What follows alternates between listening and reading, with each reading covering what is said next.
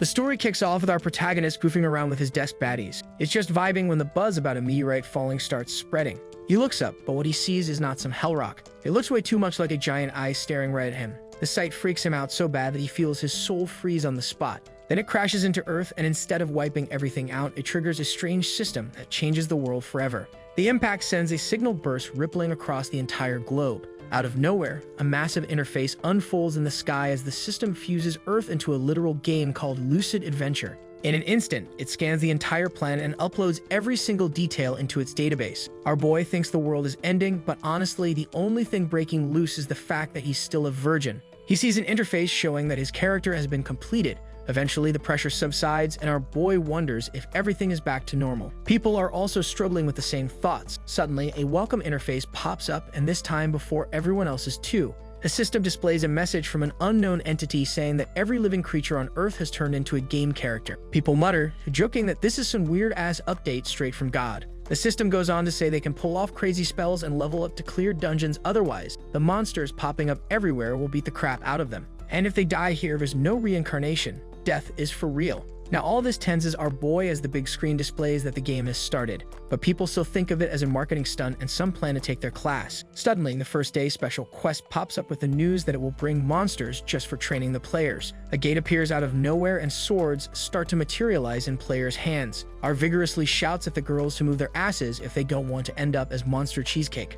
A creature steps out of the gate, and the system reveals it as a novice dummy. Yet the crowd panics as they're still struggling to grasp what's happening. After some time, the world literally turns into a game. People suddenly have status windows, flashy magic, shiny weapons, and dungeons popping up like convenience stores. But our hero, once the greatest gamer alive, is now a downright awful adventurer. He even admits it himself, calling his player absolutely trash. The reason? He's been hit with the dumbest curse possible. No matter how hard he grinds, he can't level up past 10. On the way, the driver mentions he's pretty lucky to get tank support for just 5,000, since no one else is willing to accept that price. The main character feels a bit offended but knows it's true. He's being taken on a hunt because players below level 10 rarely clear high-level dungeons to unlock new classes and break the level cap. Parties usually cost about 10, but low-level players don't have much choice since level really decides your status and wealth. The driver also mentions that the girl they took last time switched her class and joined the International Player Union, but the MC is skeptical about that. When they finally reach the spot, it doesn't look like a dungeon at all. Suddenly, someone calls him out for being late, and he quickly blames the driver for being slow.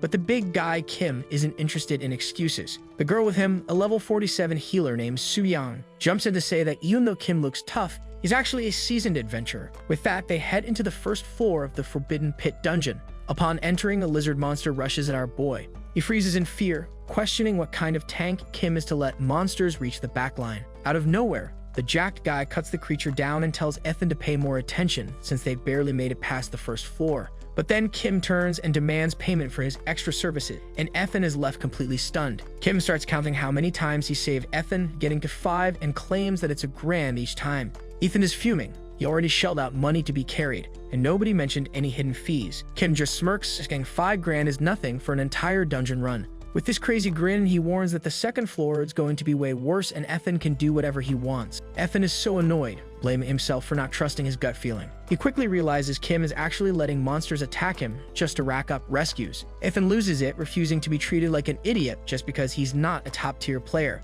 He threatens to report Kim, reminding him that he knows his name and guild. Fed up with the whining, Kim drives his sword into the ground, pointing out that lizard men are closing in. If Ethan tries to run, he's toast because Kim's the only one keeping him alive. Then, out of the blue, Kim remembers where he's seen Ethan before. He bursts out laughing, recognizing him as the former pro gamer Ethan Gong. Ethan almost blows up but holds back when he thinks about his friends. Ariam is dealing with a weird illness, Carter's gone missing, and Sora is juggling like 3 jobs just to pay for Ariam's medical stuff. Ethan knows he can't let his pride get in the way. He has to level up to help them out. So he bows and says he's sorry for losing it, starting the money transfer. Kim shrugs it off, saying he'll let it slide this time since Ethan looks pretty desperate. But inside, Ethan is plotting his revenge. Once he gets his class changed, he'll be coming for Kim. Out of nowhere, Ethan is surrounded by a green glow, giving him a nice boost in his stats. It's Su-yang, who turns out to be a huge fan of his. She's embarrassed for not noticing him before and admits she used to watch my games and even went to tournaments just to see him play.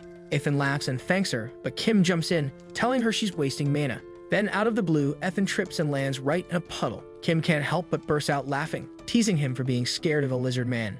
As Ethan tries to get up, he feels that familiar anger bubbling up.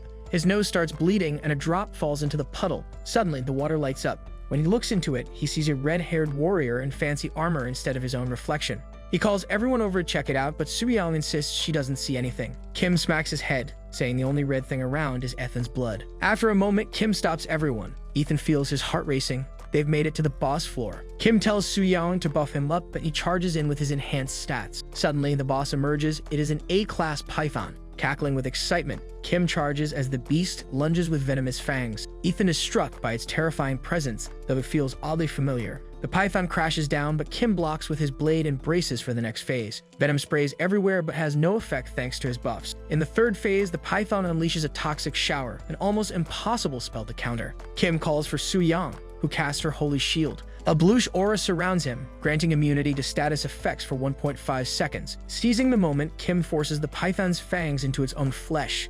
The beast writhes in agony as his sword pierces its skull. With a divine slash, he cuts it clean in two, ending the battle. The corpse lies still and Kim scoffs, calling it a piece of cake. Ethan then asks if a status screen should appear. Checking his class, Ethan panics when he sees no change. He yells in frustration, insisting there must be a hidden boss. Kim dismisses him, shoving Ethan aside as he tries to leave. Ethan shouts, reminding him the deal was to carry him until the dungeon was cleared. Kim laughs, telling him to blame his bad luck. As they argue, the python's corpse begins to shift. Kim breaks free from Ethan's grip, but Ethan won't stop until he gets his class changed.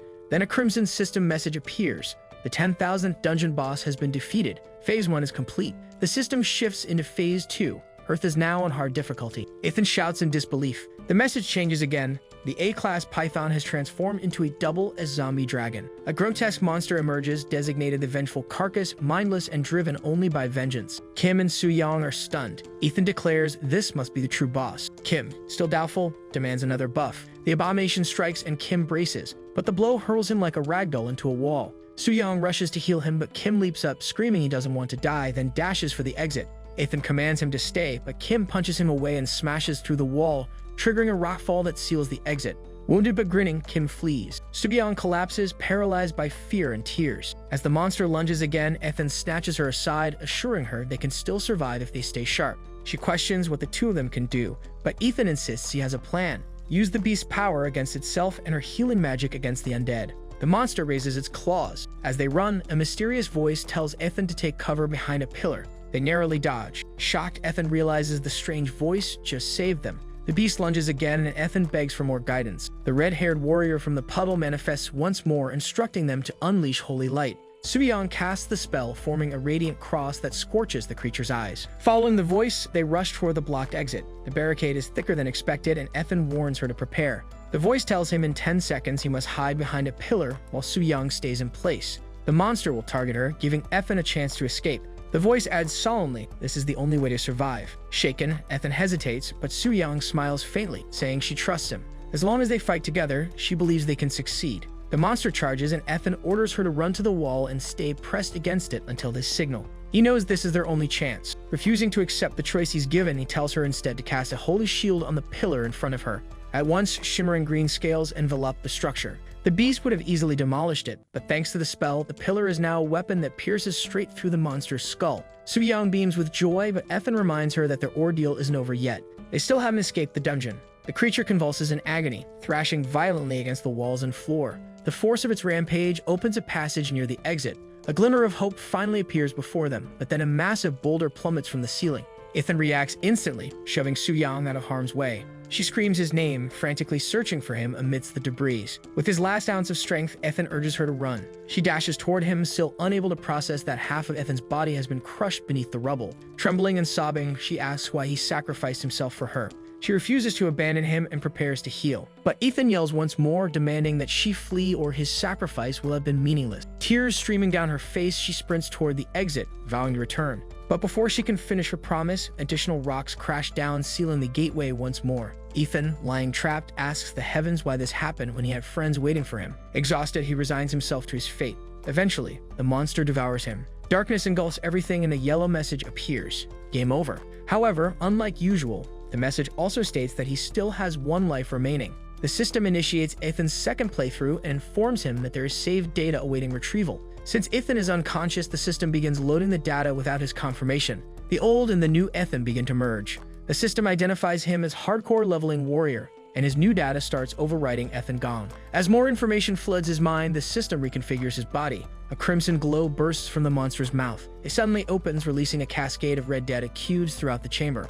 Hardcore leveling warrior's body reconstructs, his stats being reassigned, his memories resurfacing, both the pleasant and the painful one. At last, all data is fully loaded, officially launching hardcore leveling warrior's second playthrough on the Earth server. The beast charges in again, ready to gulp down the newly resurrected Ethan. But instead of being scared, Ethan just smirks and says, "Looks like it's your turn to pay for dining on my body." The undead dragon goes all out with a brutal attack, shaking the ground like crazy. But Ethan just jumps out of the way, soaring over the beast and gearing up for a big punch. When he lands it, the hit sends the creature crashing to the floor, and boom, parts of it fly everywhere. Ethan stands next to the carcass, looming over a pool of blood. He starts kicking it, declaring that he knows it isn't dead yet. Suddenly, the zombie dragon's ability activates, triggering the vengeful reincarnation and causing the scattered remains to stir once more. Each chunk of flesh begins to morph, sprouting fangs and eyes. At last, the sanguine devourers emerge, grotesque humanoid figures bearing the monstrous teeth and glaring eyes of the vanquished undead dragon. Ethan remains unimpressed, sneering as he calls them disgusting cockroaches. The devourers lunge forward, eager to consume their red-haired adversary. Ethan spots Kim's sword and flips it into the air. Snatching the blade mid-flight, he infuses it with his energy, filling the chamber with a crimson glow. Ethan surges ahead, weapon in hand, and in the blink of an eye, the devourers are cleaved apart. More spawn encircling him, but they share the same fate, cut down by Ethan's moonlight slash. At last, the lifeless husks collapse and he exhales in relief, reassured that his skills haven't dulled. Without warning, a fissure cracks open in the floor and a red spine erupts, hurtling toward Ethan's face. The impact lifts him high into the air as the beast's single eye gleams with delight. Yet Ethan is merely toying with it, taunting the creature to die already and stop lingering. Gripping the spine, he yanks the remains of the monster from the ground. With the carcass fully exposed, Ethan resolves to end it once and for all. Employing a hardcore leveling warrior-style art of unarmed swordsmanship, he flips the beast, executing both a vertical and horizontal slash that finally eradicates the undead foe. He stands victorious but suddenly bursts into laughter, only to slip and crash onto the ground, biting his own tongue. Despite his cheerful expression, Ethan feels nothing but disgust at the return of his former self. To protect his friends, he once abandoned the absolute power he had attained. To restore their well-being and happiness, he reset Earth's timeline. By sheer happenstance, he became entangled in their daily lives once again. But now, the time he forcibly rewound has resumed its natural course. However, in this new reality, he was left far too weak to safeguard his friends. He endured humiliation and sacrificed his wealth. His final memory ignites his rage. He still has unfinished business with Kim. He seethes at the thought of killing him for daring to rob him, considering that thanks to Ethan's efforts, Kim lives comfortably on Earth. With a wicked grin, he decides it's better to let him live, suffering through the same torment Ethan endured before awakening. Suddenly, a system window materializes, congratulating him for being the first to defeat a double S monster. A high-tier experience box appears, and without hesitation, Ethan opens it. Overwhelmed by exhilaration, he eagerly cries out for his sweet XP. Azure comets of energy surge into his body as a euphoric grin spreads across his face, reveling in the ecstasy of leveling up. In an instant, his rank skyrockets from level 10 to level 40. Another window emerges, revealing that he has accumulated so many points from his previous playthrough that he can no longer be classified within any tier. As a result, the system unlocks all classes, allowing him to choose whichever he desires with no prerequisite. Elated, he contemplates which path to take in this new playthrough. Staring out the window, Ethan thinks unlocking all classes at once is an awesome reward for finishing a playthrough. He decides to test the system and selects the God class, but he gets a message saying God isn't available right now. Instead of getting bummed out, he keeps his hope up since it said, not at the moment. He thinks about his options. In his last playthrough, he played as a gambler, so he figures he can use the same strategy to get the top spot again. But there's a catch. If he dies, he'd go back to level 1, no matter what revival items he uses. So he thinks about picking a class that helps him level up fast without too much grind. A wizard pops into his head. Each spell would hit hard, especially if he gets a legendary grimoire. The thought of casting a bunch of spells with a huge mana pool is tempting, but it doesn't feel right for him as a hardcore leveling warrior. Then he considers being a weapon master, which would let him use any weapon without penalties. The downside? He'd have to grind for good gear. What about going for a black wizard? That could turn beaten enemies into his minions, creating a personal army. Ethan is still torn. Deciding the right class feels even tougher than the boss he just beat. He starts messing around with the choice system, going through over 300 classes and wasting way too much time until he ends up naming some ridiculous one. The system starts to lose patience and tells him the class selection time is up. All classes are locked again, and he's left in shock, begging the system to let him pick again, promising to choose in 3 seconds. Out of nowhere, a pop-up window tells him he just stumbled upon an Easter egg. Since he didn't pick anything, the system gives him a hidden class, making Ethan smile awkwardly as he tries to convince himself he got lucky. The word jobless appears as his new class. He's desperate to switch back to gambler and pleads with the system to let him change, but it won't listen. Then the system drops the bomb that being jobless comes with a special perk that might be super useful. Ethan can't believe it when he reads about how overpowered the ability seems, but it's all still under wraps. Just then, the sealed boss room explodes and Su-young comes back with reinforcements to save him. Sitting there on the floor, Ethan greets her like nothing happened, grinning as he casually mentions he got a class change. She dashes toward him, embracing him while sobbing. She's beyond relieved to find out that he's still alive. She adds that he can ask for anything. After all, she owes him her life. He admits he has a request he can no longer hold back and apologizes in advance. Still crying, she blushes slightly, trying to figure out what he wants from her. With a manic expression, Ethan asks her to call him a taxi. He needs to visit Kim's guild to beat his ass. Su-young is left completely dumbfounded. The scene shifts to Seoul to the Yeom Guild HQ.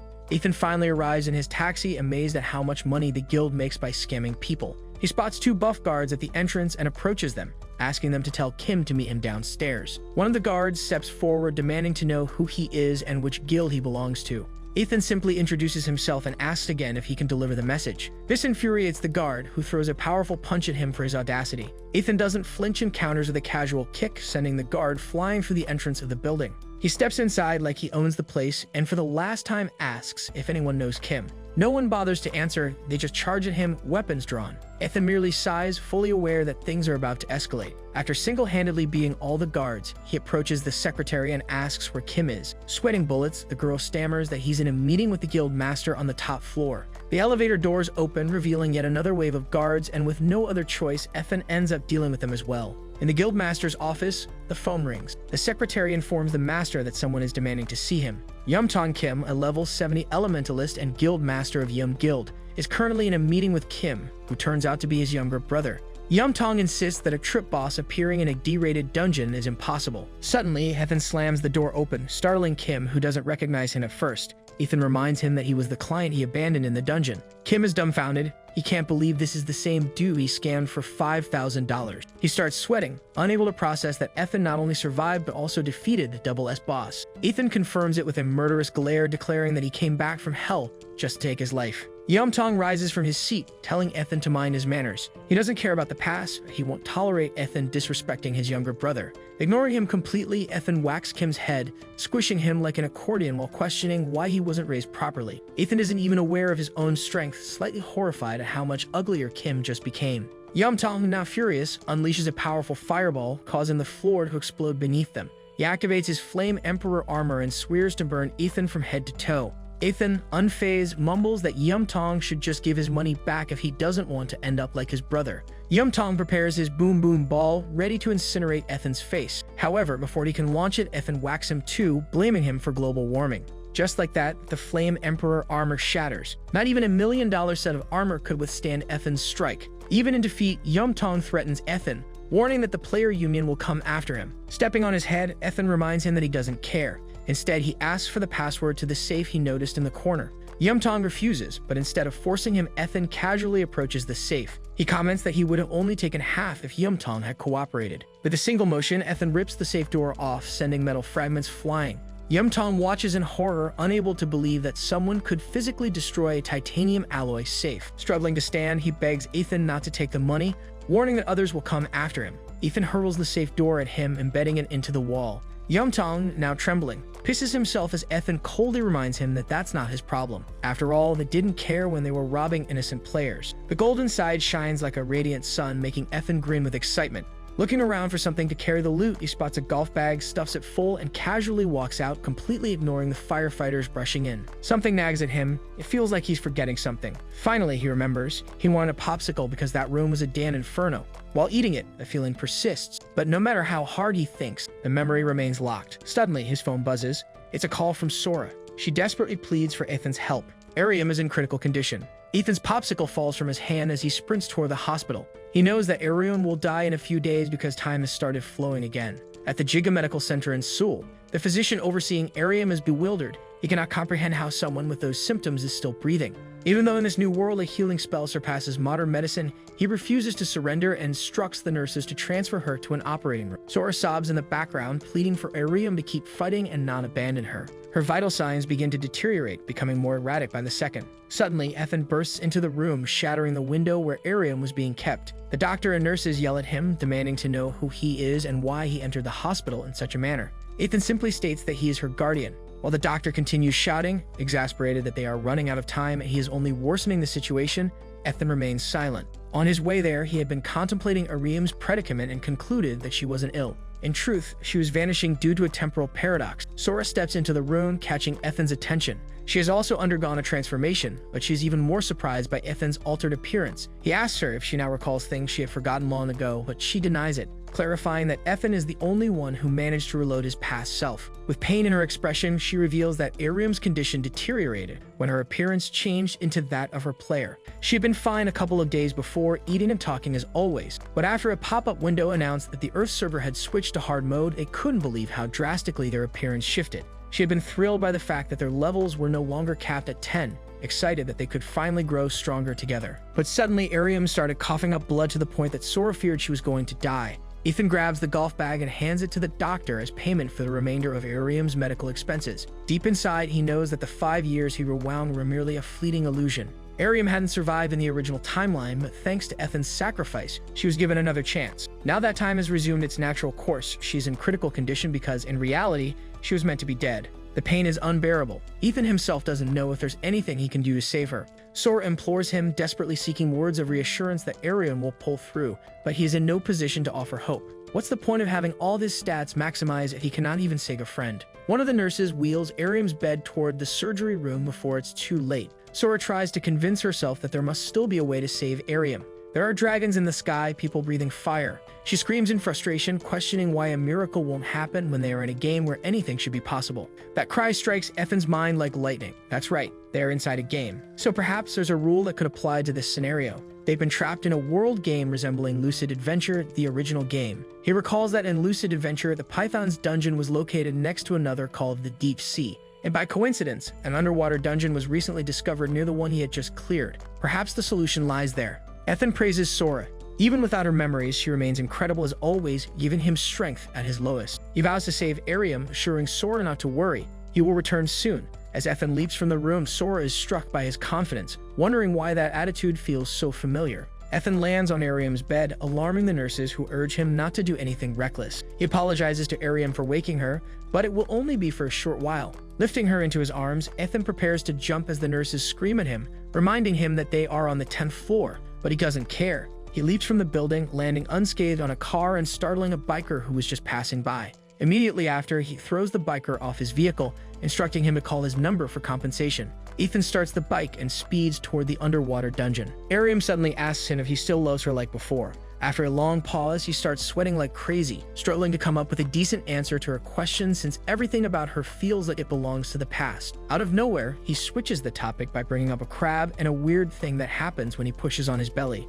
But when he glances back to check if she's watching, she's already fallen to the ground. Her mind is fading bit by bit, and her health keeps getting worse, yet she still fights to stay on her feet. Honestly, with how weak she is, there's not much she can do. He tries to boost her spirits by saying the boss is just around the corner. She starts thinking about what the boss is like. To help her out, he hands her a sword. She's not sure she really wants to fight with it. He explains that the boss fight is a solo thing. When she hears that, it hits her hard. There's no way she can take down a double S level boss in her mind. But he tells her she doesn't really have a choice. It's either that or she's done for. Time's running out, and honestly, he talks like he knows what's going to happen next. He actually knows what you get for taking down the boss in that dungeon. It can cure any debuff or condition, but let's be real. A complete newbie beating a monster like that is pretty far-fetched. Still, he points out they got at least a 1% chance. But it's not just any old 1%, it's his 1%. So she doesn't really have much of a choice, so she's going to give it a try. The person who cracks open the dungeon door is the one who gets the reward. The door swings open, and immediately, they both feel this weird vibe that makes her wonder if she can actually pull this off. He tells her to chill out, but those gross, bubbling eggs are a total turnoff. The scene shifts to this creepy entity whispering to someone who seems to be her sister, letting her know it's almost time to wake up. Without holding back, he lays out the whole plan for her to make the first move. Those demonic eggs get sliced open, and the showdown with the Siren sisters is about to kick off. Our hero tells her to hang back until he gives the green light. But at level 15, she's barely able to scratch a monster like that. Still, if she pulls off beating an XP monster, things will take a new turn. To summon an XP monster, she has to soak up all the sisters' attacks at the same time. He just lets the 3 bosses hit him, which leaves his buddy totally puzzled, unsure if he's still okay. After the attack, the sisters check to see what happened. He's perfectly fine and says that the patterns in Lucid Adventure are still the same. If things keep going like this, he's got good shot at success. The mermaid sisters can't believe their eyes seeing that our hero is still hanging in there. Even his friend is pretty shocked by it all. The third thing to keep in mind is to just chill after taking down the sisters. Then we see one of the mermaids trying to get her little sister to seek revenge. The whole deal revolves around her tears of bitterness, but trigger the secret XP monsters show up. These are some insider tips from Lucid Adventure that our guy picked up. The younger sister gets called in next. She might be a low-level monster, but she packs a punch. Her strength hits over 900. This cute little ball of fury is Sugarplum, and she's really angry about what happened to her sisters. He has to move quickly to keep her in check. Right then, he begins chatting with Sugarplum, bringing up the secret behind her birth. Even though her egg was found, she's way uglier than her sisters. Poor Sugarplum clearly hates hearing that since her parents always told her she'd grow up just as beautiful as them. He keeps poking at her, claiming her parents said that just to spare her feelings, and it's driving the younger sister totally mad. Then he starts bragging about how he heard it straight from her mom. While they're fighting, he remembers that Sugarplum's punches hit just as hard as he thought they would. He ends up dying over and over until he figures out her moves. The hardcore leveling warrior really needs her to get even more worked up because that's the only way he can pull off his final attack. He asks Sugarplum what she's holding. Is it possible that it's the blood of her own family? Without even knowing it, the little sister has wiped them all out. He starts playing games with her head. She completely loses it at this point. She just can't handle the reality of it all. While she's still mourning what happened, an attack comes out of nowhere. It's too late for the cute Sugarplum. Arium sees the chance and takes it without thinking twice. She gets her target with no mercy. Everything is going smoothly, like he knows exactly what's going to happen next. Because of that, even the most unlikely things start to seem possible. The monster isn't backing down yet, but when she lunges at her, the Thunder Chain sword skill kicks in, leaving both Sugarplum and Arium totally thrown off. Looks like Sugarplum is finally on the ground, which is a huge relief for our guy. After taking down that sneaky monster, Arium scores a ton of health points. Plus, she hits level 40, so she can level up her class now. A notification pops up saying that she's unlocked a personal trait in Columbus. She's really intrigued by the news, and on top of that, she's picked up a new skill too. Before they can really soak in the moment, someone shows up. A creature in high heels struts over, curious about something. She seems pretty laid back and mentions that she just woke up. The monster witch claims he's not like the others who have come around before. Yeah, she's spot on since our guy has beaten this dungeon tons of times, but that witch hasn't figured it out yet. The abomination says she's planning to make them her new mermaid slaves to get back at them for what they did to her previous servants. Arium's trade from Columbus gives her a massive 100% damage boost when she's underwater. Since they're in a water dungeon, she'll keep that advantage the whole time. Now the dungeon witch is getting ready to strike. He tells Arium to stay alert and use her special skill right away. She has to act fast, but she's still confused about how to use the skill since there's no button to push. Out of nowhere, a system notification pops up saying she messed up with her power. Because of that, our guy takes the boss at attack right on. The mermaid boss is looking super confident. Arium can't believe she didn't activate the skill, and now he's seriously hurt. She's in total shock just watching everything unfold and calling out his name in desperation. The witch gets a kick out of his desperation. She's wondering if our guy is still hanging on. His expression really cracks her up. Knowing that Arium is the target, he takes the hit for her without a second thought.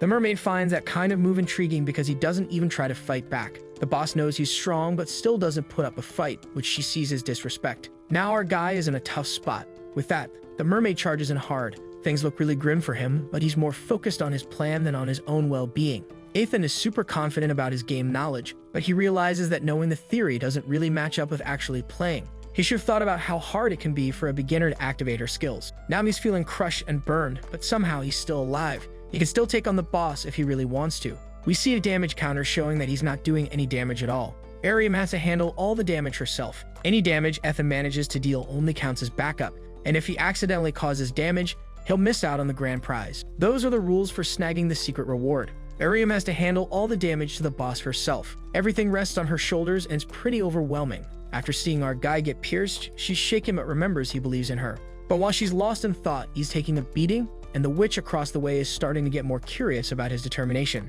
Her interest leads her to level up into Phase 2. She starts to analyze their strength, both inside and out.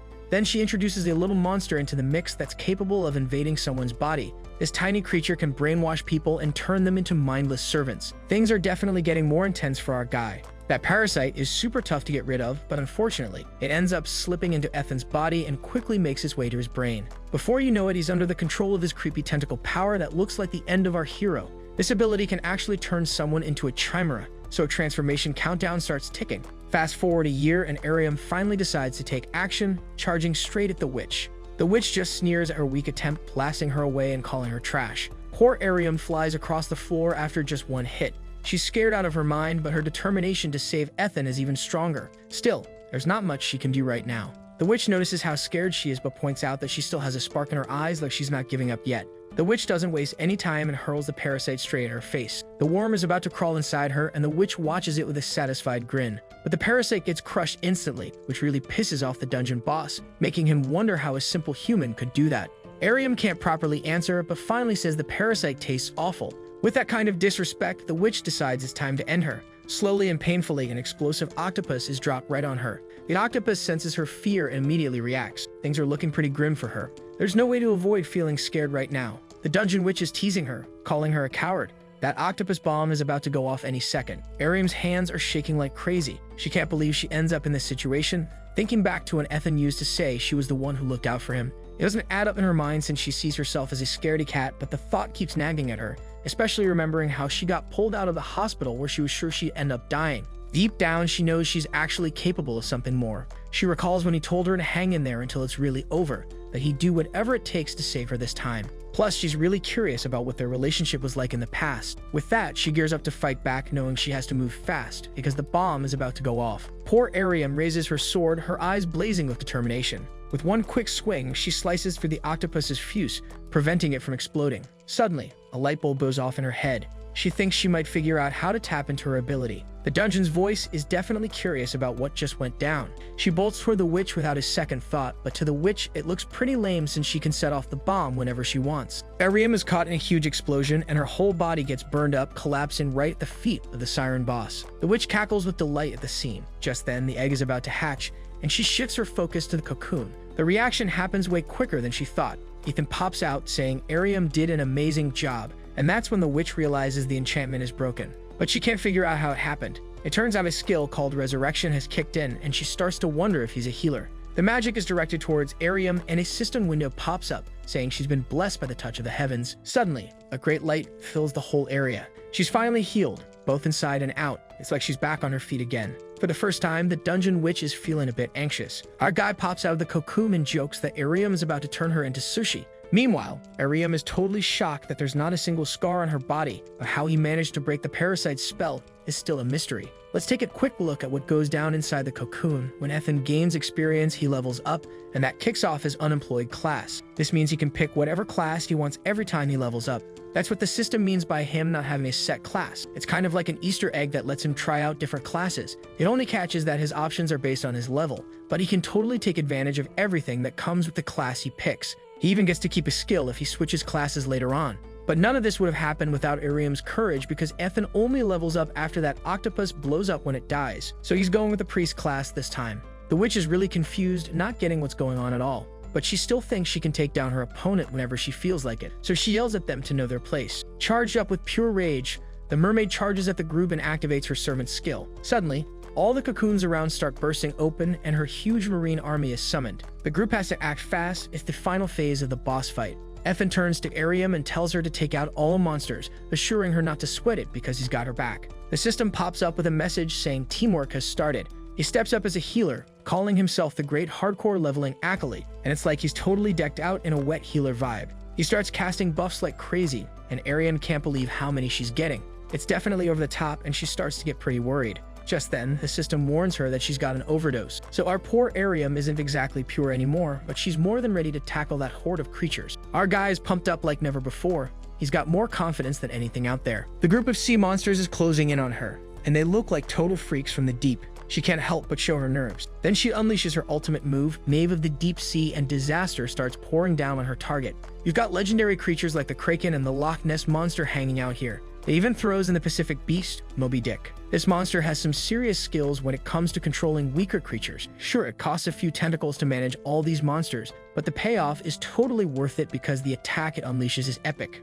It might seem a bit weird to focus a skill on just 2 people, but Octonish's gut tells her to do it. Her opponent is acting way too sketchy, so she knows that taking out that woman is the key to winning, or at least the best way to avoid losing. It's obvious that even with all those crazy buffs, Arium doesn't have any combat experience, so it's super important to take her out. She feels all pumped up because Ethan's got her back. With that in mind, she's getting ready to counterattack, but then her sword just slips out of her hands. She goes into a panic, realizing what just went down. In that crazy moment, the creature's jaws are pretty much wrapped around her. There's no way she's getting away from that bite. The whole thing is a total nightmare. Even though it seems like the witch has lost, the monster rain keeps pouring down. With that going on, it's hard to believe anything could make it out alive. After the crazy rainstorm, another attack comes in right after to clinch the win once and for all. That's definitely some serious overkill. The noise from that massive attack is just insane. But then something wild goes down outside the portal. People start wondering what's really happening inside. The dungeon has taken so much damage that it completely collapses. This really brings the witch into the real world.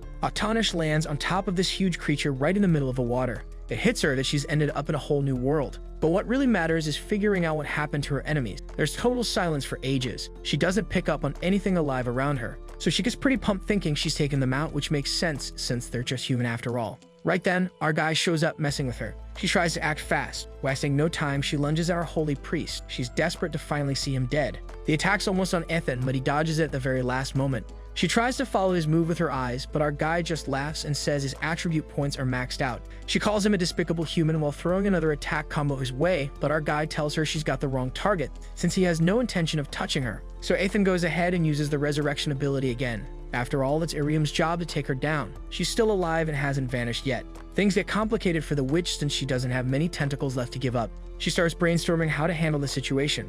In a flash, she sends out a creature to catch her. The creature speeds toward Arium, moving fast through the water. It gets super close to her, and just when it's about to snap at her, a bright yellow flash lights up the dark depths. The flash becomes a massive explosion. Arium emerges from the center of that intense light, slicing the monster in half. She has changed and now looks like a true warrior. The scene shifts to the surface where that sea monster leaps out of the water. Then we see a flurry of slashes, turning that fish and sea creature into sushi. It's pretty impressive how easily she takes it down. That move isn't even a special skill, but she's got power in the 800 range. The dungeon witch is really annoyed about getting hit. She quickly bounces back from Arium's attacks, but Arium isn't the same as before. Without missing a beat, Arium goes in for another strike. You can really sense her determination and anger. The witch is thrown off, surprised by how fast she rebounds. Realizing things have gotten real, she gets herself ready. Arium knows she has to step up her game to handle her opponent's new moves. Luckily, she manages to dodge the latest attack. The fight heats up as Arium sets up for a counterstrike, plunging her weapon into the witch and slicing her from top to bottom.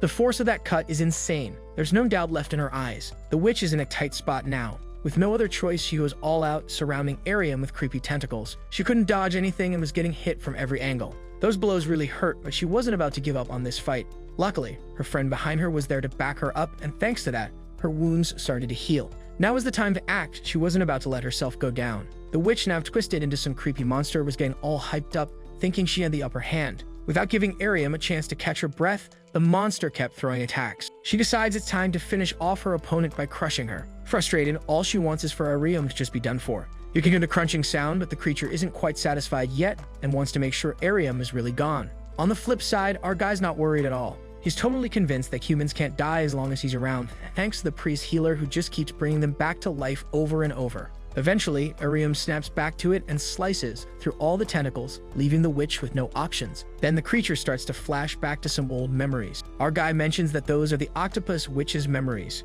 After the crazy battle, a system window pops up for Arium, saying she's cleared the dungeon and scored all the SSS rank rewards, which includes a massive treasure chest. She takes a moment to thank her companion for everything he's done for her. Ethan encourages Arium to go ahead and open the chest, and she's totally buzzing with excitement. The moment she pops it open, a brilliant light spills out and Ethan can't help but feel a rush of joy. He's so relieved that he won't lose her again. Inside, they find an experience potion, an egg of H1, and some memories of the deep H1. Arium doesn't really get what all that stuff means yet, but Ethan is pumped about it. She's checking out the rewards closely when a purple pearl in a shell catches her eye. It's such a stunning piece. Then he reminds her to drink the liquid right away because she's still under that death marker. To actually use it, she just needs to say the word use. Following Ethan's instructions, she says it loud and clear. Suddenly, a system window pops up saying the memories of the ocean have been unlocked. Arium is all set to take a sip from the vial, and our guy has a genuine grin on his face. Just as the liquid is about to touch her lips, a random bright light pops up, totally confusing her. Suddenly, the potion disappears from her hands, and our guy starts freaking out. Out of nowhere, a mysterious figure shows up, snatching the item away and grumbling about having to deal with two amateurs. He then declares he's going to keep it for himself. Without wasting time, the hardcore leveling warrior lunges forward. The hired assassin acknowledges that his opponent is fast, making him worthy of attention. He threatens to break the precious potion, which would be the worst-case scenario for our guy. The mysterious guy says he's not planning to break it right now since that would get him attacked on the spot. So our dude tries to haggle, asking if he takes some cash for the potion. When the assassin hears that, he flashes a nasty smile and says he's not after the money. The lunatic then shatters the potion, claiming it's an insult since someone like him doesn't need money. Our dude just stands there, shocked, staring at the broken vial. Then the assassin says all he wants is for the red-haired dude to be dead. Ethan is fuming after getting his hopes dashed. That jerk just wrecked their only shot. But as he calms down, it hits him that his opponent has insane speed. He starts thinking that maybe he could snag some of that potion and give it to his buddy. When he rushes in, surprisingly, the potion is still in one piece. The assassin smirks and says he was just messing around. Ethan feels a wave of relief, realizing the assassin actually has a plan. But now, that cocky jerk knows the artifact is super valuable. Then the assassin throws out a bet, leaving Ethan scratching his head, wondering what he's up to. If he backs out, the assassin will definitely break the artifact to Arium. This guy is trying to set a trap. She's running out of time and he needs to move fast. The assassin asks again if he's in, since time is short. Finally, Ethan bites the bullet and accepts the bet. If he wins, they'll use the item on Arium. The assassin grins wickedly. He's been waiting for this moment. The fight will follow the official PvP rules. Poor Arium is super anxious about what's coming, but Ethan tries to ease her nerves. With a smile, he tells her everything's going to be fine. But deep down, she can't shake this uneasy feeling. The assassin questions whether they even know the PvP rules and pushes for an answer. Ethan hits him back with a question about the artifact and admits he's never done PvP before. The assassin takes him at his word since Ethan's a healer. He figures it's an easy win and then limits Ethan to 3 strikes, which he thinks is fair since Ethan's a support class. We get some backstory on the assassin. He once met up with his contractor while trying to take him out. The mission to kill Mr. H went sideways and the top assassin found himself in a tricky spot. When asked who hired him, he was promised freedom if he spilled, plus double the cash if he switched sides. That made him chuckle a bit because to him, betraying someone for money was a joke. So he asked to be executed right then and there. No point in dragging it out. Mr. H figured out that this guy couldn't be swayed by cash, so he switched tactics. He offered something really odd. A system window popped up for the assassin, but he was like, nah, I don't need anything. Mr. H thought about it for a sec. If money wasn't enough, maybe power would do the trick. He proposed an artifact that could boost his stats, and it could actually steal stats from another player in a PvP duel. The assassin wasn't buying it at all. He couldn't trust the guy he just tried to kill. But Mr. H wanted him to see it as a kind of payment, an investment, something he could take or leave. Just a week later, someone ended up pushing up daisies. Mr. H thought it all happened way too fast. From that moment on, the assassin Creed swore loyalty to Mr. H. We're back in the moment. Creed steps up to challenge him, and the bets are all set. The dual NPC pops up, and Ethan looks a bit taken aback while Arium is clearly freaked out. Up above, someone is watching the showdown unfold. The dual NPC, called Deacon, asks if they're ready. Ethan starts to put the pieces together. It's a legit duel under the system rules. The NPC then asks what they want to gain if they win. Creed lets Ethan go first. Ethan says he wants the artifact Memories of the Deep. Then Deacon turns to Creed, who says he wants all of Ethan's stats, but only if Ethan wins by landing a 3rd hit. The group is left wondering if that's even possible. The NPC checks if the terms sound fair, and Ethan replies that they're more than fair. Showing some mirrors, he realizes that Creed has this unique ability called Bet. Without wasting time, the NPC asks if they can kick things off now. Ethan pauses for a sec, feeling like it's kinda unfair to win just by landing 3 hits. The NPC, a bit disrespectful, tries to scrap that rule. But for a hardcore leveling warrior, it really doesn't make a difference. Creed feels like he's being underestimated, but to him, that just means the fight will wrap up quicker. Ethan jumps in again to add a new rule. The only way to win is by bringing the opponent's HP down to 0. The eye patch NPC says that could work if the opponent is on board. Getting impatient, Creed agrees and insists they start right away. Ethan's cool with that. The duel admin should definitely keep that condition in mind, and he's pretty intrigued now that the duel is finally starting. The scene shifts to another spot where people are wondering what just flew by. It looks like a limp body. Somehow they realize the battered person is still breathing, but they're in such bad shape it's hard to tell if they're really alive. Creed, proud as ever, is so scared he actually thinks death might be a way out. Fear takes over him completely, like an ant getting crushed by a giant. With nothing left but to wait for the inevitable, the gap in power is clear. His spirit is broken. Ethan finally arrives where Creed lands. The hit has taken away his voice. Ethan figures he's begging for mercy, and even though he accepts that, it's for a twisted reason that he heals Creed. Almost immediately, Creed decides to give up, but because of the duel's rules, surrender isn't an option. Creed freaks out and tries to buy his way out of trouble, offering anything for mercy. But Ethan gets angry, remembering how Creed hated being bought off before. The poor assassin apologizes for what happened, and Ethan asks if that's supposed to get him a break. Then Ethan heals him up again, saying Creed's ready for another round. Realizing he's just a punching bag, Creed tries to make a run for it, claiming Ethan isn't even human. But Ethan can't keep going. Time's up. As much as he enjoyed it, he had to end the fight. Lucky day for Creed, apparently. The group's running out of time too. Creed takes a brutal kick that slams him into the ground, leaving him all messed up and half buried in the floor. Everyone around watches it happen. When they realize it's the crazy assassin Creed, the thought that someone beat him is pretty disturbing. Mr. H gets notified right away. The guy thinks back to the one who beat him. Things ending like that are classic Ethan style, acting weak and then suddenly showing he's got real power. He's used to it by now. That's why he called in the dual NPC, taking advantage of an opponent who thought he had the upper hand. Creed pulled the same move often. Then he begs for mercy, saying Mr. H taught him that trick. Now Ethan knows who's behind all this and figures the person's probably watching.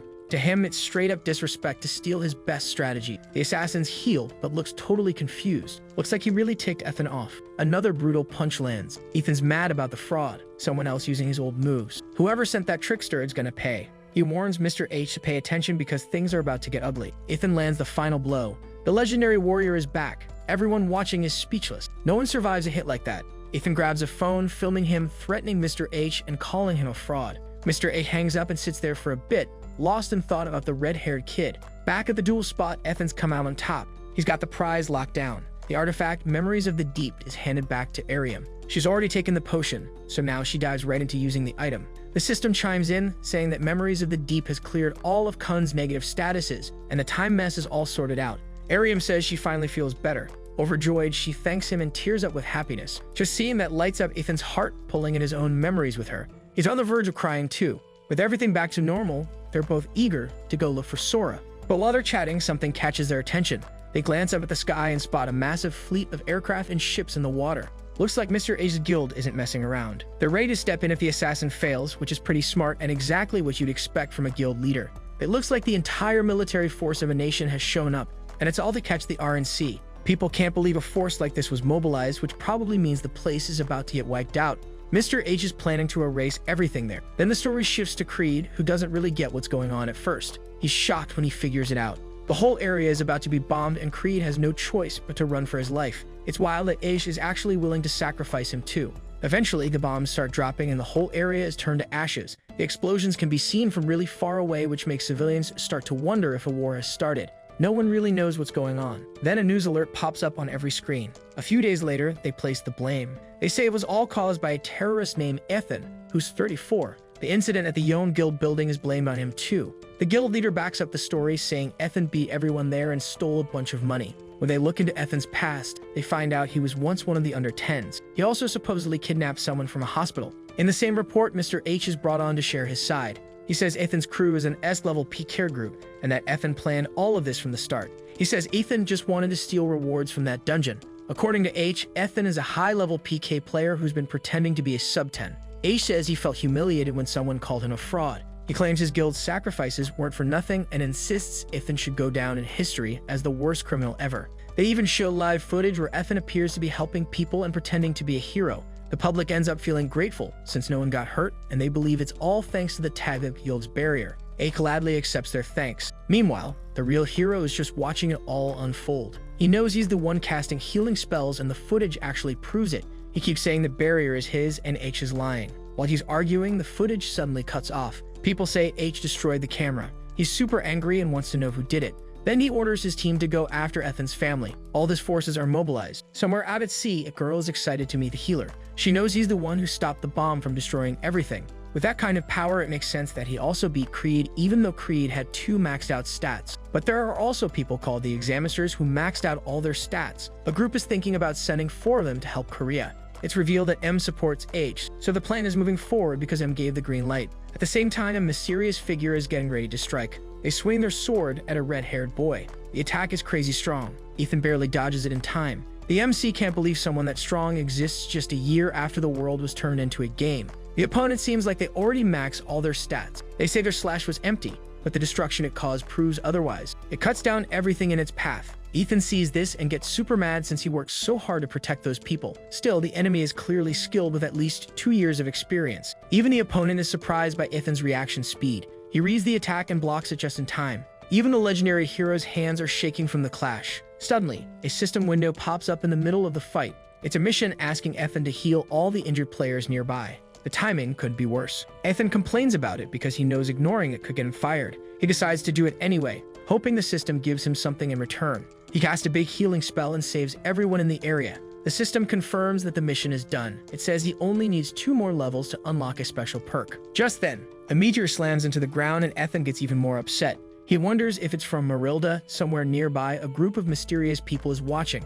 Turns out the meteors come from a woman with an insanely strong ability. The sacred shield can't even hold up. The hardcore leveling warrior now has to pick between blocking the meteor or a physical hit since both deal damage. The system sends Ethan another mission to protect the people. He already plans to do that. He charges straight at the meteor. The one who cast it is shocked and thinks he's lost his mind. Just like in One Punch Man, Ethan blasts right through it. She can't believe her eyes. Someone else watching gets excited and says the missiles will chase him forever since they're tracking him. Ethan notices them too. A huge explosion goes off. Rhea is stunned and scared for Ethan. A masked man on a ship thinks it's over. The crazy girl is celebrating, saying science beats magic. But right before she finishes celebrating, she gets punched in the head so hard that she explodes. Turns out she's a robot. Everyone on the scene immediately takes things seriously. It's no longer a game. The mastermind behind all of it is a smug young man. Ethan is tired and just wants to go home. The story cuts to a library where Edge is worried that if this keeps going, his mom might leave him. He promised to eliminate a player named ST. One of his underlings shows up, saying they found someone connected to the red-haired boy. He wants to know who. The underlying says it's just a coworker since the boy was raised in an orphanage. This makes things tricky because tracking one person is hard. Somewhere else, a girl is watching the news and hears them calling Ethan a terrorist. She immediately thinks it's all fake. Then someone knocks on her door. Meanwhile, Ethan is dealing with a dangerous group and challenges anyone who wants to face him. One guy finally says they have no choice. He's wearing all white and says he'll use dragon power. He tells the others to give it their all too. They're nervous because they know their mom will be furious if they fail. The man in white transforms into a powerful dragon knight. He's full of confidence and the fight starts to feel serious. But Ethan doesn't even pay attention because he just leveled up twice. Now he can finally leave the healer class behind. When he levels up, his negative status effects disappear and he unlocks a class change perk. His enemies think this is the perfect moment to attack. 3 high-level rankers go after him together. Ethan still hasn't picked his new class, so the system warns him to be careful. Finally, he decides what class to choose. Even though his clothes are in terrible shape, Ethan feels like he has no other option. He picks the mechanics class. While scrolling through the options, he notices a class called K-pop and is really thrown off by it. But the way he's ignoring his enemies makes it look like he's totally disrespecting them. Of course, they're not going to let that slide. They go all in and use a move called Wraith of the Sea Serpent. When it's combined with Blade of Munechika, it becomes a deadly triple combo. If it connects, everyone assumes Ethan is done for. Ethan finally picks his new class, but he needs some time to complete the transformation. He thinks attacking someone mid-change is unfair. A huge explosion goes off from the attack. It's so strong that if anyone had taken the hit, there wouldn't even be a body left, just smoke and ashes. But then a voice is heard. It's Ethan. He's annoyed that the blast made him pick the wrong class and now he might be stuck with a joke class. He remembers almost clicking on K-pop by accident. His companion just stares at him confusingly. The system tells him he can keep one skill from his old class. He thinks Resurrection or Alchemy would be smart picks. The system then announces that he has officially chosen Intermediate Mechanic. This unlocks a special piece of equipment. He puts on an item with artificial intelligence right away. Since all of his stats are maxed out, the system unlocks every building option for him at once. While he's scrolling through them, an emergency alert pops up. Someone just tried to slice his neck. The AI dodges it on its own. That jetpack is definitely coming in handy. The masked swordsman looks shocked as Ethan flies off into the sky. Ethan's clearly happy that the armor can auto-dodge now. Even so, he still needs a way to protect his companion. He decides whatever he builds needs to be something he can operate from the inside. The system gives him a list of possible creations based on that idea. For Ethan, the choice is obvious. He picks a huge robot. The system starts the construction process but says it needs to gather materials first. Luckily, the system lets him send out robots to collect what he needs. The masked swordsman watches and starts getting curious. The red-haired woman still thinks Ethan is just a healer. Even the Green Knight says he's never seen anything like this. The robot workers arrive and start gathering resources. Weirdly enough, they start taking apart an entire fleet of warships. Their tools break them down into cubes, which are used to build the robot. The whole thing is so insane that it doesn't even feel real. Now the group realizes Ethan is seriously dangerous. They decide he's a real threat to the mother. The knight fires off a huge draconic breath blast. A giant green laser shoots out and hits Ethan and his companion, but Ethan stays totally calm. The robot is done building. From another angle, the blast impact is massive. The enemies cheer, thinking they have finally taken him down. They start to relax, but it's not over yet. The system says the robot battery is fully charged. The enemies just stare. Ethan activates his new armor and gets a powerful combat form. His suit tanked the entire previous attack. The enemies freeze. Their leader starts shouting for them to do something. They launch another full attack. Ethan just waits. Arium is amazed by the robot, but also notices a new attack coming. Ethan tells her to relax. The robot uses something called the Lucky Coin Shield and completely blocks the dragon's breath. The Green Knight is stunned. The red-haired girl switches to her own ability. She fires an ice beam that totally freezes the robot. Arium asks what they're supposed to do now. The attack seems to have worked. The enemies move in. The swordsman uses the blade of Munichika. The robot can't move. Ethan starts downloading a fire skill. He gets a move called Hell Explosion. Flames burst out of Mecha and melt all the ice. The opponent gets knocked back and Ethan is back in the fight. The battle gets even more intense. The knight gets ready to attack again. Ethan starts downloading another weapon. This time it's the mecha sword of the robot warrior. Now the robot looks just like a Power Ranger. It charges forward at high speed with its sword ready. Time almost seems to freeze. The sword hits before the enemies can react. The move is called Meta Moonlight Slash. The robot glows with energy. Right then, someone new shows up. Just as Ethan is about to land the finishing blow, a strange figure interrupts. He says the child belongs to him and he won't let anyone touch him. He claims he knows Ethan remembers things from the past and warns him not to get involved. His name is Lalu. He says he'll exile Ethan if he doesn't back off. Ethan doesn't flinch. He says the guy must have forgotten that he's not someone to mess with. The new figure is the Archbishop of the Mother. He's weird and full of confidence. With one move, he tears the mecha armor apart. He says max stats don't matter to him. In this world, there are no limits. He says his power is far beyond Ethan's. Then he tells Ethan to vanish forever. The next move he uses is called Humility. He says Ethan is now nothing. But right then, another voice appears. A new character walks in and introduces herself. She looks mysterious and interesting. The scene jumps to Ethan's co-worker. She thinks the police are trying to break into her place. The people outside complain about having to break the door. Once they come in, they tell her to do what they say. She says she'll call the police, but they just laugh. One of them moves in to attack. She's frozen in fear. Back at Ethan's location, something stops the attack. The new girl snaps her fingers and asks Ethan if he wants to know who the real villain is. Then the scene cuts again.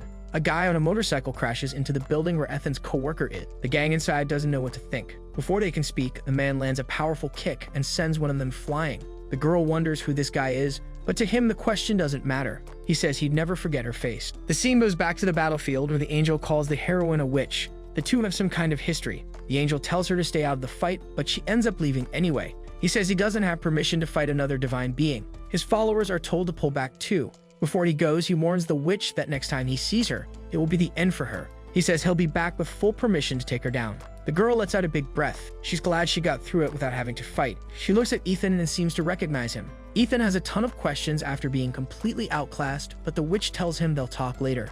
Right now, they need to find Sora since the guild has apparently sent people to grab her. Even so, the girl says there's no rush. She already sent someone to protect Sora. This person is said to be just as strong as Ethan. Meanwhile, at Sora's location, her unexpected protector is just chatting with her like everything's normal. She's confused since she can't quite place his face.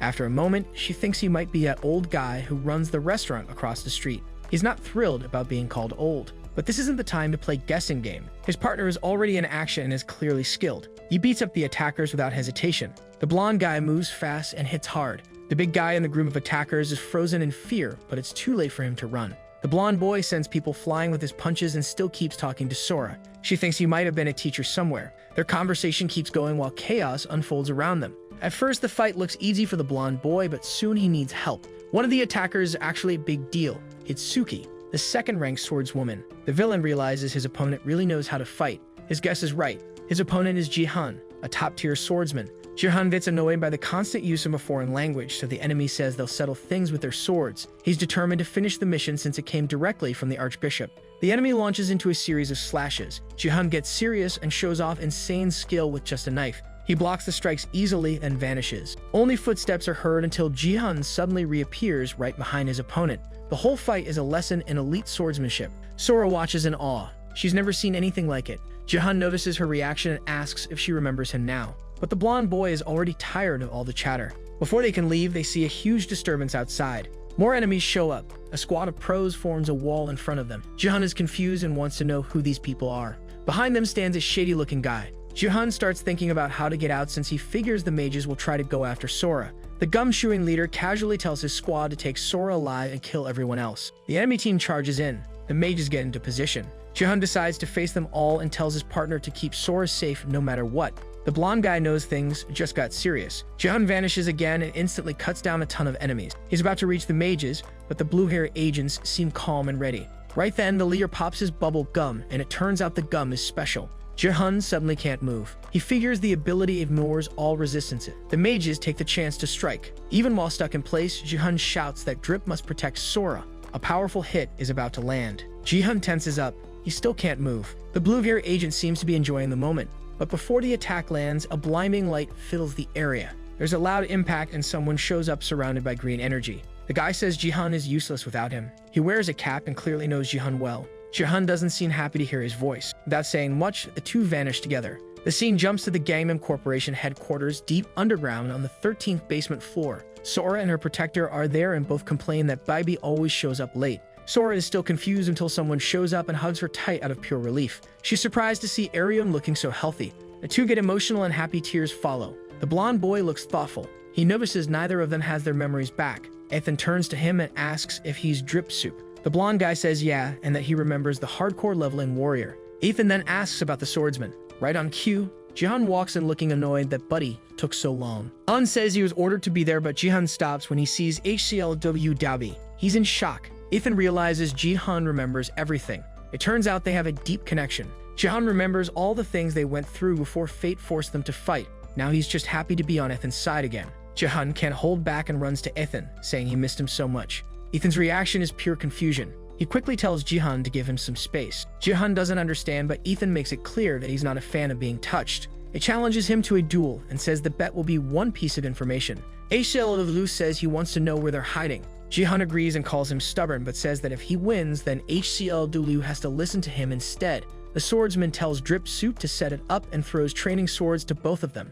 Just holding the sword brings back memories for Ethan. Jihan remembers how people always used to watch them train and how the crowd always cheered for HCLW. They go over the rules and the blonde guy tells them to get ready. Then the duel starts right away. Ethan goes in first, but his attack gets blocked like it's nothing, so he tries a trickier move. Jihan instantly appears behind him and aims at a blind spot, but Ethan shuts it down easily. Jihan is shocked that Ethan pulled it off without even turning around. Jihan tells Ethan he can't win and says they should stop, but Ethan keeps pushing forward. He's annoyed that Jihan thinks he can't win. After all, he's the hardcore leveling warrior. He attacks again, but it gets blocked. Jihan tells him he needs to learn. Ethan goes for a wild spin move, but Jihan smacks him mid-air and sends him flying. Ethan only stops because he slams into a wall. Still, he gets up and pretends it didn't hurt. Nearby, a teleporting kid watches and doesn't get why they're fighting. His friend says it's a long story. 10 minutes earlier, right after Ethan kicked Jihan, someone asked if what they saw was real. Bybee guesses it might be Arms, but she says he should know who she is. Still, she admits she doesn't really remember them. Jihan gets emotional and starts crying, saying he's just happy to see her. Arms feels something warm and familiar from him, just like what she feels around Ethan. She tells Jihan not to cry. Everyone is surprised to find out she's been cured of the temporal paradox thanks to Ethan. Jihan is shocked to hear it. He tries to thank Ethan, but even with all his power, Ethan struggles to push away his crying friend. Ethan asks about Jun's stats because there's no way someone that's strong hasn't maxed out. The girl with him overhears and says Jihan's stats are actually higher than Ethan's. Ethan can't believe it and asks how that's even possible. She says she picked this group to wake up because she downloaded old data and these were the people closest to her when she needed help. That's when Ethan remembers the guy with the rifle, but as soon as he brings it up, the whole mood changes. The girl starts explaining the bigger picture. She talks about the game world and how there are 3 big powers known as the Trinity. These 3 powers keep the world stable even though they're totally different. She says she's from the human faction. A year ago, when the world turned into a game, everyone learned that whoever reaches the god class becomes the ruler of everything. Ethan asks about the Light Dragon group. She explains that they acted first and are tied to religion. About a week after things changed, all the major religious leaders had the same dream. They saw a place with the Egg of Prophecy. When they went there, they found out the prophecy was real. A Messiah was going to be born. The Dragon Group used that moment to rise up and take control of a ton of followers. Their god's first move was to summon Lalao, who gave them the power to transfer attributes between people. Ethan thinks it sounds crazy, but the girl says it's real. It lets them take stats from one person and give them to someone else. That's how all the enemies he's been fighting got so strong. Ethan is horrified to realize they're stealing other people's progress. He asks what happens to the people who lose their stats and wonders if they die. The girl looks serious and tells him about someone named Dark. He's known as S and is the highest ranked player in the world. He lost his data, but he's still alive. It turns out the stat transfer only works if the person who loses their data is kept alive. Ethan asks where the organization is hiding. Everyone looks uneasy because they know he wants to go after them. Jihan tells him to slow down. Ethan realizes they know something. The girl who knows about the data says they don't have the strength to take them on yet. Their enemies have triple the stats that Ethan has, and the rest of the group is just as strong. But Ethan doesn't care. He asks again and says he'll force it out of them if he has to. That's what starts the fight between him and Jihan. Once again, Jihan tells him to stop. Ethan is filled with rage. Jihan tries to calm him down and says the prisoners are still alive, but before he can finish, the ground gives out. It's a trap. It's one of Ethan's old tricks. Trap the opponent, then go all in. Jihan tells him to stop, but Ethan won't back down. Jihan blocks the strike with just enough power to keep it under control. Their weapons break from the impact. Jihan is mad and asks if Ethan has lost his mind. Just then, someone throws something at him. He catches it and sees it's a coin. Ethan says it's 10 cents because he lost. He remembers how, in the past, he was supposed to earn Moonlight Slash and Jihan got paid in gold. Ethan admits defeat and says he's impressed by Jihan's skill. Jihan is super happy to hear that from him. But the fight shows Ethan just how far behind he is. This isn't the old world anymore. His enemies have a full year's head start, and they're using cheat-level stuff. Still, Ethan knows the way things used to be. He tells his friends that he needs 2 weeks to catch up. The scene switches to the port of Incheon, where an SS-ranked dungeon entrance waits. Inside that nightmarish place, something massive lets out a terrifying roar. A horrifying monster is on a rampage. Jihan squints like he didn't hear that right. 2 weeks. He figures Ethan must have a hearing problem. He says they've got more than 100 guys like him, maybe even stronger. Past level 90, a dungeon run doesn't even give 1% of the exp you need. 2 weeks is nothing but a dream. Ethan grows curious about the strength of these enemies. Jihan decides to share how he almost died fighting one. Yahello teases him while the swordsman grows irritated at his friend's hopeless vibe. Ethan then asks about the items from that fight. BB catches on to what Ethan is aiming for. The swordsman admits there is a legendary sword. Ethan wonders if things would have been different if he had used his ego weapon, the Sea Dragon Sword. The question catches him off guard. After thinking, he admits that with the dragon's sword, he would have won. Ethan lights up at the answer. He concludes that chasing powerful items is the fastest way to grow. The group is surprised but agrees it sounds solid. Our hero gets excited and asks if Ethan knows how to get the Sea Dragon's sword. Ethan replies that he had no idea and says it would take more than a month for his ego weapon to show up. It looks like Ethan's got zero clue. Then Jihan gets frustrated and yells at our MC for bringing the sea dragon if he's just joking. And the others can tell he's only messing around. Ethan shifts and mentions the effed up dungeon. Everyone freezes because it's a place where players go after failing to upgrade their weapons. The group starts piecing things together until the name hits them. Doppelganger Dungeon. A dungeon where the boss Doppelganger copies its opponent at their peak. Perfect for players who have lost weapons since the boss drops a replica and a glitch makes upgraded ones permanent outside. Only 6 players can enter and it can be cleared only once. Jihan analyzes the whole plan. The master swordsman has to be the leader so the boss will copy him at his peak with the dragon's sword. The group wonders if he can handle it. Pressed by Ethan, Jihan ended up saying he can. Besides, HLW cannot lead since if the boss copied him, they'd stand no chance. The savior watches Ethan and is impressed by how much he knows. She reflects quietly, thinking she had kept hidden the fact that HLW might hold god-level stats and wonders what choices he will make once our MC regains full power. The scene shifts to a rooftop where Lala feels strange, doubts the memory is his, and rejects the monstrous image as himself. Visions swirl as birds flap above, but he keeps rejecting until the screen asks what caused his fear. He admits it's a failure. The message says they will stand by him and someone must be eliminated because he is the origin of failure soon to be set in motion. The figure promises he will guide him. He listens and nods. An SS-class rift bursts open at Incheon Port, revealing a failed dragon beast. A slimy giant rises above a small man. Right after the creature unleashes a devastating breath. However, the summoner stands firm and a purple aura swirls demanding it fight with everything. Before he can act, he is torn apart. Blood sprays as the observer grins, calling it a magnificent sight. He asks the figure if he likes his opponent this time. A voice says he shouldn't waste time, but thanks him for the excellent body. At that moment, a blue blast pierces the creature's corpse, its vengeful energy sinking into a book. The observer wonders who will wield this power best. He smiles, saying he has the perfect candidate for the vengeful trait he secured in France. 2 figures materialize as the name Lancelot of the Lake is announced. Then he summons a hero from the underworld. In an instant, a skeleton emerges, and little by little it becomes a tall woman who says she has answered the call. The Knight of the Lake vows loyalty. The master accepts and asks for aid in collecting more zombie-driving corpses, but quickly changes his mind. deciding to search for Chungmuban's remains. Meanwhile, in Japan, a purple light glows over Mount Fuji.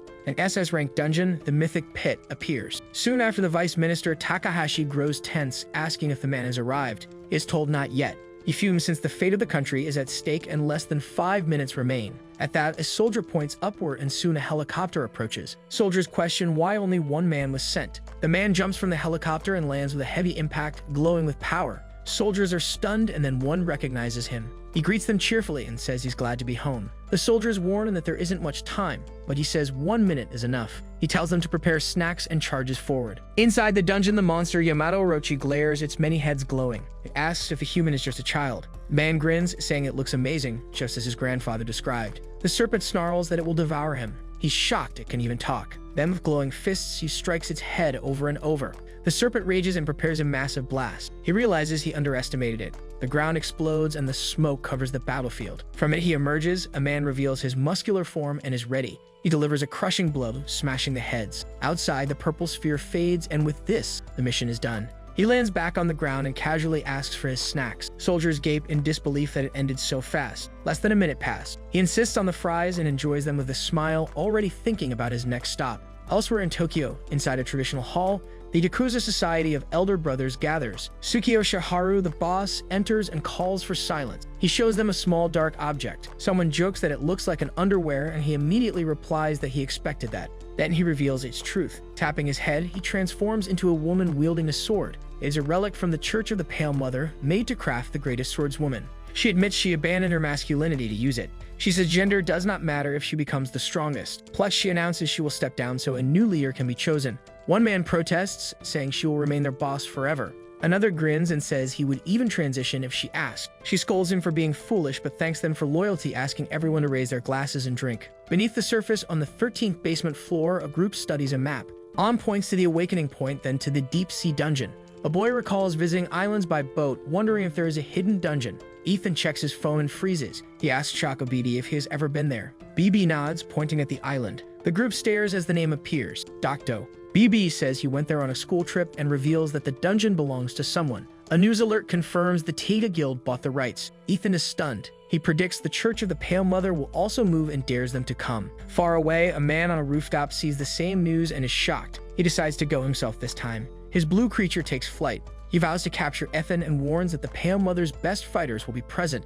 Back with the three boys, they receive a message informing them that the target is heading to the Takshima dungeon. They stare at their phones with determination. The helicopter hovers over the sea. Someone begins to explain the mission, but Kei, the first master, cuts in, bragging that he does not need explanations since he is the best. He munches happily on a snack and offers some to Shumko, but she refuses. Kei shrugs and says he will eat it all himself. However, Shumko snatches the snack and scolds him about a balanced diet. Kei shouts for her to give it back and jumps but fails to reach. She holds it high and teases him for being too short. Shumko tells him he will only get it back if he pays attention to the briefing. Kei grumbles but agrees. The mission is on Takima Island. There is an SS-ranked dungeon filled with doppelganger. The extreme difficulty comes from the fact that they mimic their opponent's appearance and abilities but keep their own base stats. Even weak players become dangerous copies. The dungeon has one floor and the team must survive for an hour before reaching the boss. Kei is stunned that he will need to fight himself for that long. Shunko reminds him that there is also a target to eliminate. Kei boasts that it does not matter who since he is the best. He asks for his snack, but the pilot is already eaten. The team reaches Docto Island where the dungeon portal glows. There is no way to sneak in. They step inside and find themselves in a vast cave. Ethan explains that there is only one floor before the boss's room. He asks if they are ready and calls for the luggage man to follow. Jun-Li and the others exchange glances, but Ethan insists there is no time to waste. Reluctantly, the companion follows. Chaka Bibi whispers worries about the dungeon being SS rank and Took members possibly tracking them and wonders why the master swordsman is silent. Ethan rummages in his pack and pulls out salt and a water bottle, wondering what HQLE had in mind when he asked for those. About an hour ago in the witch's hideout, someone commented that they had once been to Docto during a school trip. Choco suggested skipping the trip. Ethan interrupted and said there was an easy way to clear the dungeon, but they needed specific items. He led them to a supermarket. Now the group enters a supermarket, wondering if they will find what they need for the dungeon. Inside, Sora reached for the cart, but Ethan stopped her. Choco questioned why they needed meat, sausages, and salt. Ethan insisted organic sea salt was enough. Then he showed a water gun, and the group was dumbfounded. At checkout, he makes Shaka BBI pay, and the receipt shows food salt and a water gun, leaving him puzzled by the odd situation. Back in the dungeon, Ethan tells them to mix salt with water. A teammate complains just as slimy monsters crawl into view. Sora shrieks as green doppelgangers emerge. A system message announces the challenge to endure attacks for 1 hour. A doppelganger begins charging into Sora. Yahello shouts for space and charges. His fist slams hard, but the creature is like jelly outside and steel inside. Yahello is thrown back and winces in pain. Choco rushes to him asking if he is okay, while the others note these monsters are over level 80. More doppelgangers roar and rush across the field, catching Sora and the others off guard. Ethan tosses her a water gun and tells her to shoot. She hesitates and asks what good it will do. Ethan calmly tells her to trust him and shoot the monsters, so Sora trusts him and fires the water gun. Shocked as blue light sprays out and strikes a doppelganger. It disintegrates instantly. A system notices victory and shows 199 monsters remain. Shocked, she and her companion ask if it is really that simple. In response, Ethan tells them to keep firing. Soon Sora and Ariam unleash streams of salt water. The enemies collapse one after another. Level up messages flood the air. The group stands stunned by the performance against level 80 monsters, wondering how it is possible. Ethan lifts the salt bag and reminds them he already said it was useful. They ask if salt water alone can defeat the doppelgangers, but Ethan firmly confirms it is enough. Choco calls it a cheat code and wonders why no one discovered it before. Ethan explains that no one would bring toys into a dungeon, but in his pursuit of leveling up, he saw that snails and doppelgangers share a category, and that gave him the idea. Choco admits Ethan is a genius, while another still calls him a newbie. Suddenly, a voice calls out to Ethan as Sora and Ariam celebrate level-up notifications announcing all enemies eliminated. Ariam boasts she leveled up 14 times. Sora also marvels at the experience with water guns as the system shows 50 minutes left. Ethan notes the boss's room opens in an hour and says they must wait. The others grumble that they have to wait that many minutes before moving on. Sora and Ariam remember the supermarket items, amazed at how they were used. Then Sora suddenly asks why Ethan bought pork belly. Everyone wonders if meat reduces waiting time. Our boy laughs and says he just wanted to eat. Choco scolds him for treating it like a picnic, but our dude silences him and begins crafting a stove with his class skill. Our mate then declares it's time to apply his master grilling skills. The group hesitates but soon joins in. Pork sizzles over fire and the aroma fills the cave. Jihan Lee cuts meat carefully while Ariam and Sora drool. Someone jokes that they are having Korean barbecue inside a dungeon. After defeating the doppelgangers, the players sit to enjoy their supermarket meal. For a while, the mission feels warm and ordinary. Jihan, Ariam, and Sora dig in, amazed by how good it tastes, while Ethan reflects on his lonely past and smiles at the simple joy of the moment. But warmth, laughter, and good food make life feel lighter, and he knows this is exactly what he wants. Suddenly, a system message appears in the air, catching everyone off guard. Ethan says he thinks time is up. The message announces that a hidden objective has been cleared and the boss portal opens in light. Choco and Sora gasp, but Ethan tells the team to move. Shortly after, an older Jihan jolts an alarm. With that, fire dragons burst out and he shouts for everyone to get behind him. Suddenly, explosions shake the cave. From the smoke, a dark figure steps forward, calling them worms. A flaming hand rises. The one-eyed man calls Ethan by name and swears revenge for past humiliation. Because of that, Ethan orders the Swordmaster to enter the portal before it closes. He smiles and says to leave the rest of them. The man with the eye patch reacts angrily, refusing to let things go. A system alert asks about using the experience box, and Ethan says he's going to get his Sea Dragon sword. Jihan warns them to stay safe and tells Bibi to escape if things turn worse. The eye patch man forms a fire sphere and unleashes a flaming dragon. Shockwaves rock the chamber. Another explosion interrupts. Ethan grins and says he will use the experience boxes to level up. He points ahead and declares he knows the class for this fight. The system loads and a red aura surrounds him. A glowing thumbs up flashes. At the same time, several flaming dragon heads fiercely charge forward. Finally, Ethan appears flipping a coin into the air, announcing that he's back to gamble. A glowing purple portal appears above Dr. Islands near Eliando. Inside the SS-ranked doppelganger dungeon, 4 adventurers gather as a loud sound echoes. Soon a powerful explosion rocks the area and one member notes that Master A is acting. Jimpy and Kang from the Tada Guild marvels but questions if they should intervene. He explains that Master H told them to wait to avoid getting in the way and reassures them that the task will be completed quickly. He then shows a picture of his dog, smiling as he comments that the little one eagerly waits for him, surprising the woman beside him. Suddenly, a bright light envelops Jimpy and Kang. Someone wonders if this is the reinforcement team from the Pale Mother Church that Master H had mentioned. Immediately, a group of mysterious figures materialize it. One exclaims at the sight of the #1 swordsman, while 2 executives with code names walk alongside. Jimpy and Kang asks about H and is told he's in battle. A stranger questions their purpose, and the Tadic adventurer explains they are on standby as reserves. The new group's leader considers that they might be useful. Jianan Kang and the woman remain confused. The leader absorbs mana from a book, commenting on the cost of flying over. Purple energy streams from 2 guild members into him. A system message notes 8 guild members converted into mana points. Hay beside the leader criticizes the cruelty of using them as potions. The group observes 2 skulls on the ground glowing intensely. The leader states it is better to strengthen the world's best player for planetary peace than remain powerless. Sparks and heat fill the dungeon atmosphere. Elsewhere, our boy faces a massive fire dragon. The man with the eye patch alters his appearance, proclaiming it doesn't matter who his opponent is as he unleashes his 2-headed flame dragon, the strongest draconic spell. The system announces the activation of our boy's lucky coin skill, which would grant his wish if it landed correctly. He smiles, claiming he can take on anyone with the lucky coin. The system announces the lucky coin failed, hitting him with a penalty. Shocked, our boy questions why it missed and realizes the 50% risk means his next attack will deal 200% damage to him, turning it into a life or death gamble. Right after a massive fire explosion erupts, the eye patch man acknowledges the attack but notes the opponent still stands. At that moment, he wonders if our boy has magic resistance items while his allies call to him. But the young man assures them he is fine, and with his face completely battered, he claims he had everything under control. Next, the eye patch man laughs and mocks his opponent. He unleashes a draconic dragon fang attack, a physical blow, challenging his rival to withstand it. Our boy takes the hit and debris explodes violently, leaving the scene in ruins. Dust swirls around their feet.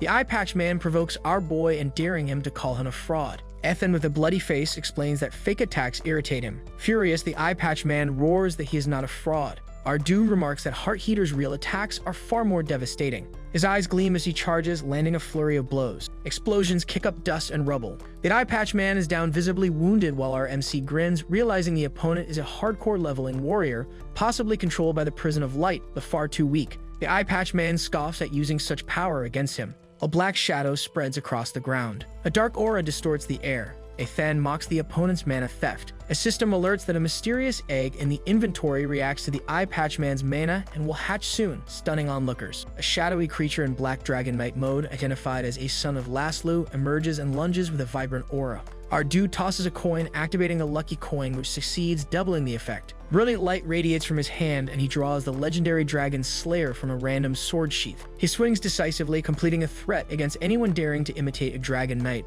The red creature glows, eyes blazing like a dark dragon. Ethan lands an explosive blow, sending it flying. Blood splatters as the creature kneels, screaming as it disintegrates, realizing its mother's blessing is undone.